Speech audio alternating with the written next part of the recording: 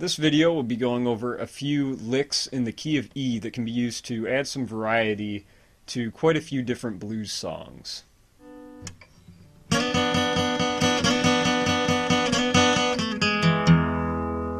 This first lick is played over an E chord, and it starts out with your first finger on the second fret of the B string and your middle finger on the third fret of the G string, and those together sound like this. As soon as these notes are struck, both fingers are slid up one fret each, so that we rest on the third fret of the B string and the fourth of the G.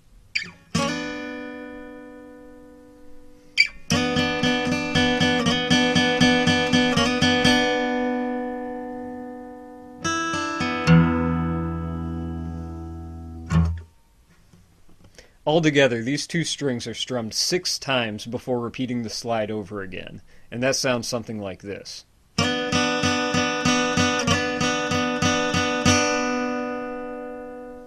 To resolve this riff on the E chord, on the third time that I slide forward to play these notes, I only strum them 3 times. This leaves me space to fall back to play this riff.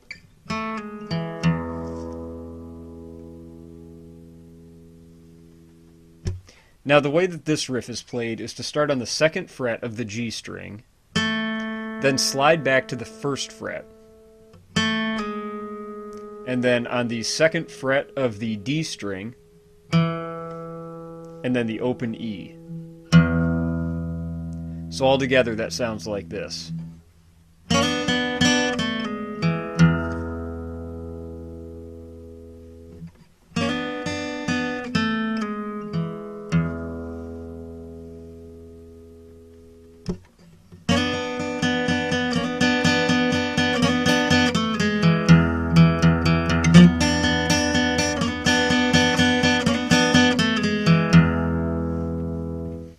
Now this next section will be over an A7 chord, which is made up by barring the 3 strings that usually make up an A, that is the second fret on the D, G, and B strings, and then also adding with my ring finger the third fret of the high E string, just like this.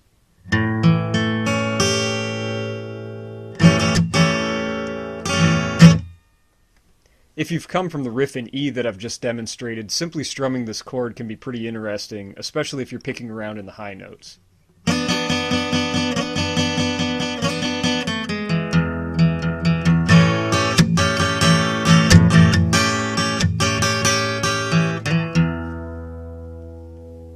Alright, so that little riff that I just played at the end there is simply a hammer-on on the D string coming to the second fret. And then also this open low E, and that is going to resolve this chord and bring you back into the E riff if you wanted to go there.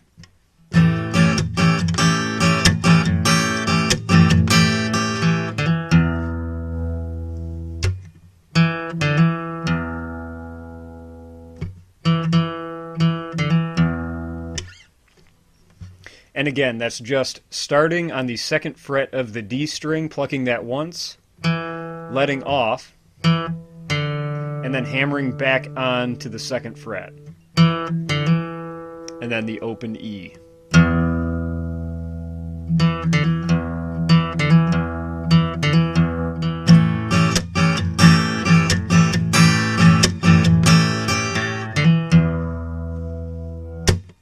So after playing around with these two riffs for a while, most blues songs are going to go from the E and the A over to a B or a B minor 7th, and that looks something like this chord right here. So to make this B minor 7th chord, I'm going to start by taking my middle finger and placing it on the second fret of the A string, and that brings it up to a B. And that's going to be our root note for this chord. My index finger is going to go on the first fret of the D string, and that's going to be an E flat note. Then my ring finger is going to go on the second fret of the G string for an A note. So those 3 strings sound like this. Then the B string here is going to be played open. So far it's... And then on the last string, this high E right here, my pinky is going to go on the second fret of that. And that would be an F sharp note. So all together it's going to sound like this.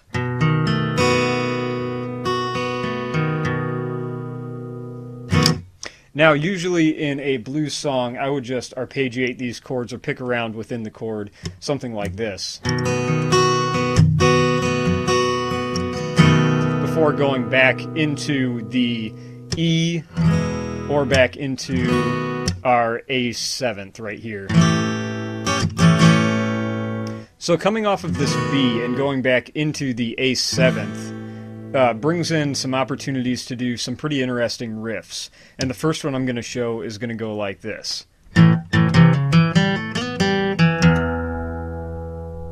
And you can see that ends on the low E string, which brings us back into our E chord for this first riff that we played.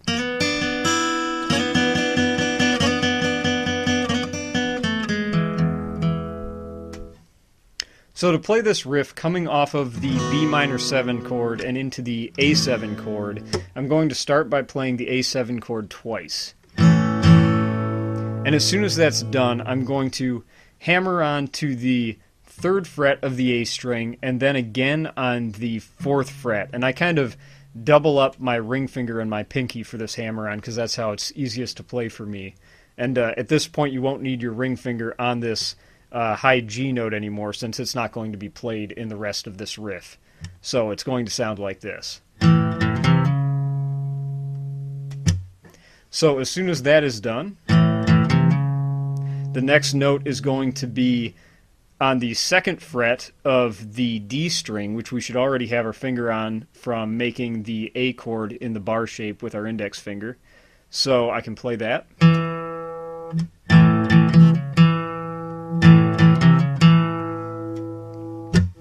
Now with that portion of the riff completed, I take my fingers all the way off the fretboard, play the open G string once, and then hammer onto the 2nd fret with my index finger.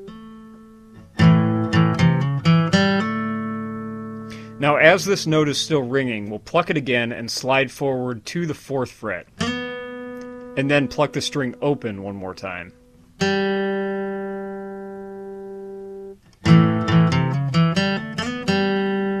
And the last note is the 2nd fret of the D string to make an E.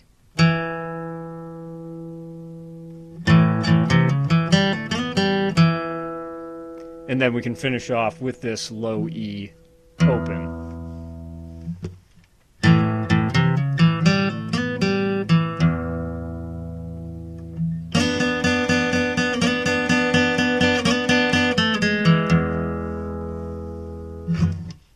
So the second chord that I like to play coming off of a B minor 7th into the A7th sounds like this.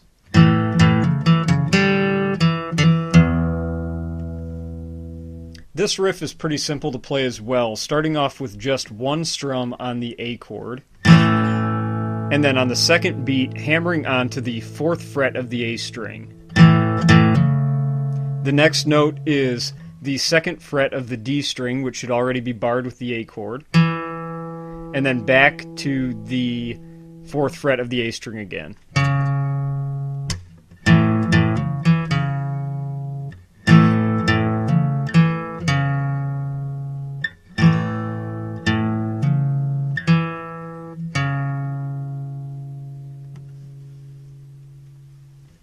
Then after that short riff, we play the D and the G string open.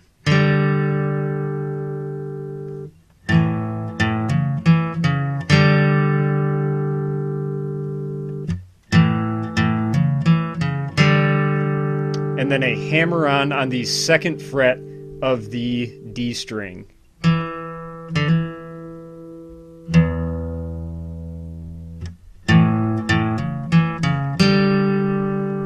2nd fret, open, and a hammer on.